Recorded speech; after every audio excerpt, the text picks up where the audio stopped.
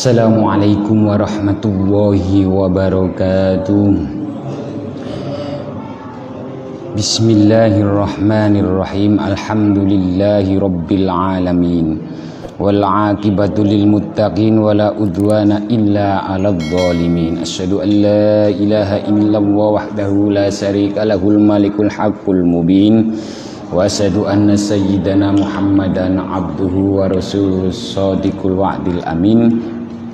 Allahumma sholli wa sallim ala sayyidina Muhammadin wa ala alihi wa sahbihi ajmain. Amma ba'd. Hadratal muhtaramin, masaikhil kurama, habaibanal afadil, zu'ama anal a'izza, wabil khusus panjenenganipun Bapak Haji Joko Purwono SPD selaku Ketua Takmir Masjid Nurul Iman Blimbing Sari, remaja masjid, bapak-bapak, ibu-ibu, sedaya jamaah sholat maghrib, lan insya Allah dilanjutkan dengan sholat isya dalam kajian fikih rubu ubudiyah wa muamalah, kajian mengenai kitab fikih yang kebetulan malam ini kalau kita masih melanjutkan kitab hadisnya Bulughul Maram min Adillatil Ahkam, ya sampai pada mendoakan mayit, mendoakan ketika sholat jenazah, kan itu. Lah monggo niki masih 3 lembar lagi. Habis ini kita membahas mengenai sholat Idul Fitri dan Idul Adha, nek lanjutannya. Tapi dulu juga belum pernah saya sampaikan, sepertinya perbedaan sholat antara laki-laki dan perempuan. Kula nggih rencana niku, tapi kok ternyata setelah saya lihat-lihat hadisnya masih 3 lembar bolak-balik. Niki diriwayatkan dari An Abi Hurairah radhiyallahu anhu qol, kana Rasulullah sallallahu alaihi wasallam, bahwa baginda Rasulullah Muhammad sallallahu alaihi wasallam idza shalla ala janazatin, kan ngoten, ketika baginda Rasulullah Muhammad sallallahu alaihi wasallam mensolati jenazah, yaqulu, Rasulullah berdoa. Berarti pas nopo? Kemarin kan baru takbir yang ke-3 atau yang ke-4. Ini kalau ini nih mendoakan untuk mayit itu takbir yang ke-3, kan ini. Allahumma ghfir, mpun apal sing niki? Li hayyina wa mayyitina wa sahidina wa ghaibina. Mpun pernah apal niku? Dereng. Wa saghirina wa kabirina wa dzakarina wa unsana. Niki hadisnya malah bukan hanya riwayat Muslim, tapi Imam 4 imam hadis yang lain. Allahumma do pangeran kula ighfir, wahai Tuhanku, semoga panjenengan ighfir, mengampuni lihayyina, orang-orang yang hidup di antara kami. Jadi orang yang sedang mengikuti sholat jenazah itu secara otomatis juga masih didoakan Rasulullah, ampunilah orang-orang yang masih hidup di antara kami, wa mayyitina, dan orang-orang yang sudah meninggal di antara kami, wasahidina, orang-orang yang, ya wasahidina ini orang yang hidup juga maksudnya, yang masih ada, wa ghaibina, dan orang-orang yang ghaib, yang tidak kelihatan gitu nggih. Berarti ini mendoakan saudara nun jauh di sana boleh. Wasohirina wa kabirina, wasohirina, orang-orang kecil di antara kami ampunilah ya Allah, wa kabirina, orang-orang besar di antara kami, wa dzakarina, laki-laki, baik itu yang laki-laki di antara kami, yang laki-laki, wa unsana, atau yang perempuan. Allahumma man ahyaitahu minna, ya Allah, orang yang engkau hidupkan minna di antara kami, fahihi, maka hidupkanlah ya Allah alal Islam, dalam kondisi Islam. Wa man tawaffaitahu, dan orang-orang yang engkau wafatkan ya Allah minna di antara kami, berarti ini mendoakan yang sedang disolati. Jadi doanya Rasulullah itu yang menyolati dengan yang disolati sama-sama didoakan. Memang ini masih doa-doa semua yang masalah sholat ini. Ya memang selama ini kita itu kan sering mengikuti sholat praktek memandikan, ngoten nggih, mengkafani. Tapi dalam prakteknya kan hanya orang-orang tertentu terus. Maaf nggih, taruhlah Pak Kaum. Yang lain malah takut, nggak berani praktek. Lah sholatnya ini juga gitu, kadang-kadang pahalanya besar, malah kita rata-rata cuma datang, habis itu setelah takziah pulang, padahal yang dipentingkan itu adalah sholatnya itu apa.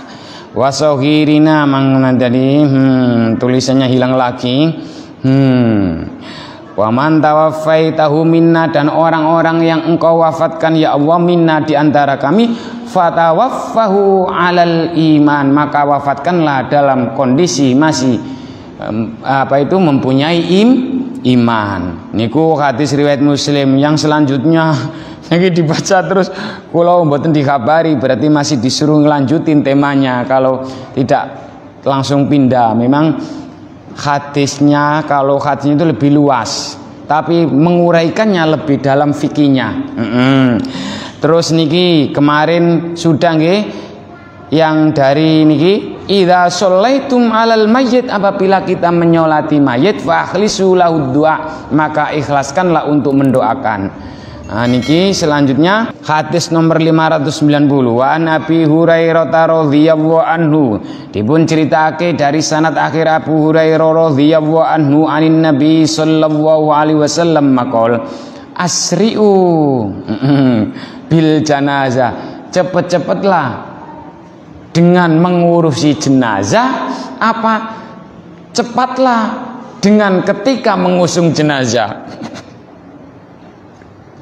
Jenengan pernah ngelihat ada ambulan banter, disuruh mempercepat itu, mempercepat pemberangkatan setelah disolati atau setelah upacara pemberangkatan menuju ke makam, atau atau mempercepat mulai dari ruh lepas dari jasad sampai dimakamkan.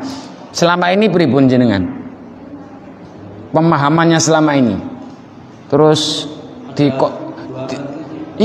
terus dikontekkan dengan realitas yang ada selama ini, kesuwen boten? Meninggalnya subuh, meninggalnya jam 1, meninggalnya jam 9 malam. Kenapa harus jam 2? Kan ngoten, jam 2 siang, kesuwen Pak niku. Nggih.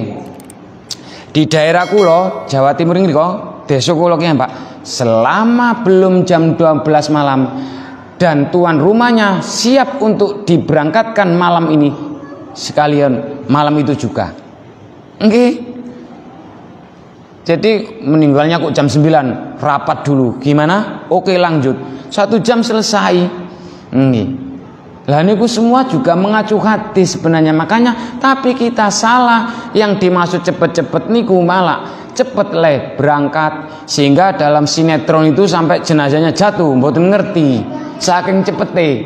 Pernah melihat di Indonesia malah dipakai sinetron, dagelan jenazah jatuh malah aku logur.